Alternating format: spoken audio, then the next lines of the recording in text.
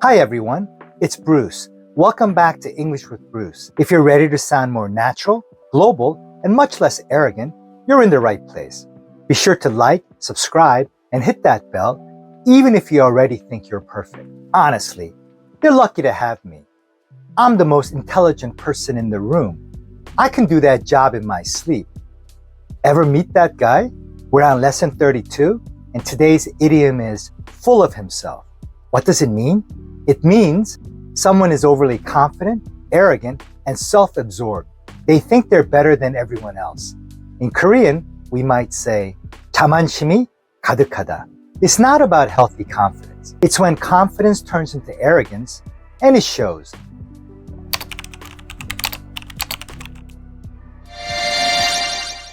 In a business setting, you're presenting an idea and your colleague George interrupts you to say, well, I already solved that problem last year and I even got an award for it.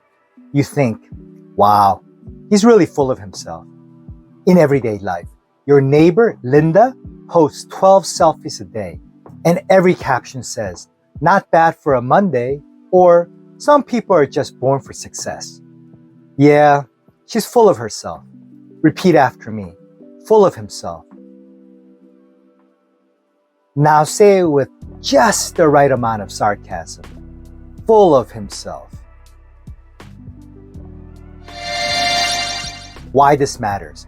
Fluent speakers don't just describe what's happening. They know how to judge situations with nuance.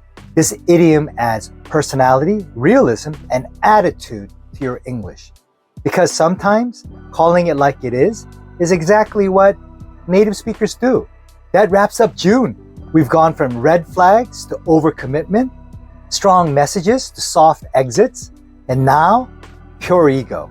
If you made it this far, you're not just learning business English, but you're becoming unstoppable. Thanks again for watching English with Bruce. I'm Bruce, and until next time, stay humble, stay sharp, and don't be that guy.